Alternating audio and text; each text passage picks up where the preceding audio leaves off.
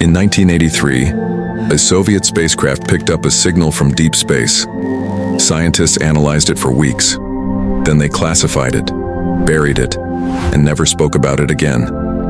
What they heard was something pulling toward them, something that should not exist. This is the story of black holes and why NASA is afraid. Imagine you are floating in deep space. No sound, no light, no air, just nothing. Then, something pulls you, gently at first, like a whisper.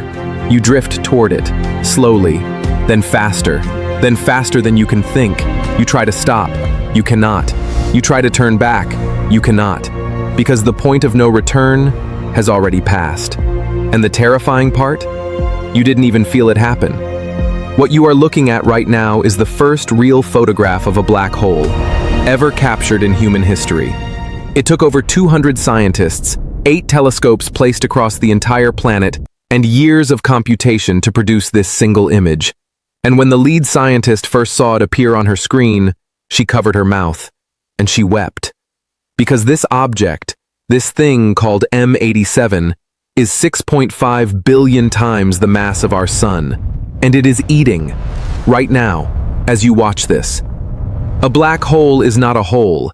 It is not empty space. It is the exact opposite of empty. It is matter, compressed so incredibly dense into a space so incredibly small that it breaks the laws of physics as we understand them.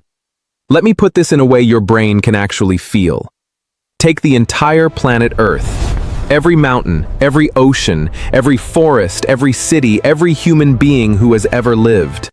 Now compress all of it to the size of a marble. That marble would have gravity so extreme, light itself could not escape it. That is what a black hole is. The boundary, the edge of no return, is called the event horizon. Cross it, and nothing comes back. Not matter, not energy, not light, not even information. At the very center sits something called the singularity, a point of infinite density where our mathematics simply gives up. Our equations return no answer. Physics stops working. We do not know what exists there. No one does. Every black hole begins as a star, but not just any star, a giant, a star at least 20 times larger than our own sun. A furnace burning for millions of years, fusing hydrogen into helium, helium into carbon, carbon into iron. And then one day, the fuel runs out. The fire dies. And when that fire dies, there is nothing left to push outward against gravity. So the star collapses inward. In less than a single second, a star the size of a solar system crushes itself into a point smaller than an atom. The shockwave from this collapse explodes outward as a supernova, one of the most violent events in the entire universe. For a few days, that explosion outshines entire galaxies. And left behind, in the silence after the explosion, a black hole. Silent, invisible, patient, waiting. What actually happens if you fall into a black hole? The answer is one of the most disturbing things physics has ever produced. From the outside, if someone was watching you fall in, they would see something extraordinary.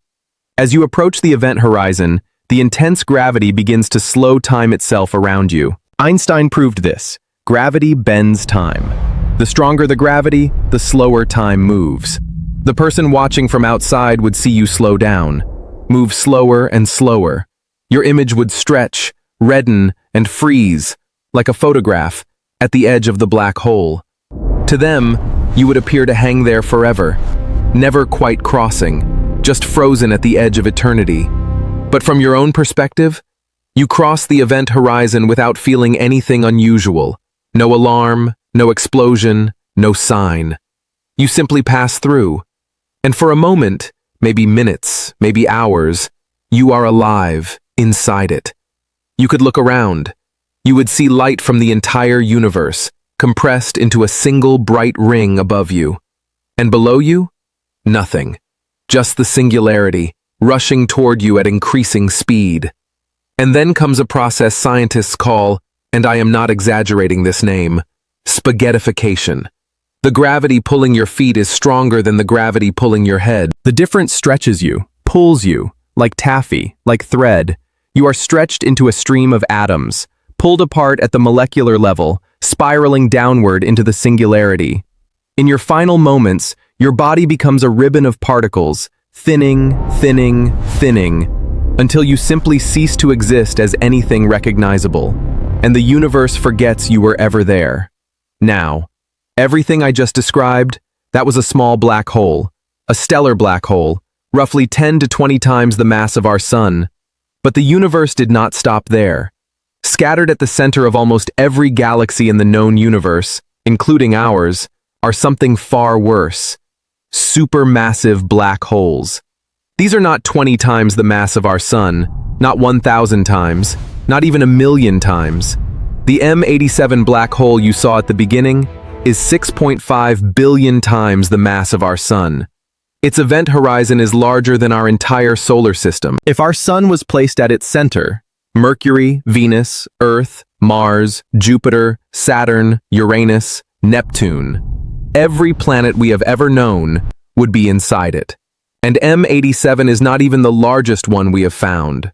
Ton 618, a black hole discovered by astronomers, has a mass of 66 billion suns. Its event horizon is so large, light would take weeks to travel from one side to the other. These things exist, right now, in this universe. Here is something nobody tells you in school. Right now, as you sit watching this, at the center of our own galaxy, the Milky Way, there is a supermassive black hole called Sagittarius A star. It is 4 million times the mass of our sun. It is 26,000 light-years away from Earth. Now, before you panic, that distance is almost incomprehensible. We are safe, for now. But here is what scientists discovered that keeps them up at night. Every few thousand years, Sagittarius A star feeds.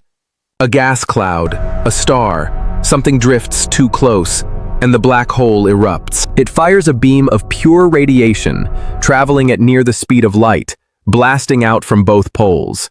Scientists call them death beams, and we have found evidence, burned into the gas clouds above and below our galaxy, that Sagittarius A star fired one of these beams just 3.5 million years ago.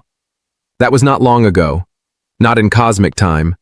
The question astronomers are quietly asking each other: when is the next one? Every galaxy you can see in the night sky has a supermassive black hole at its core. Every single one.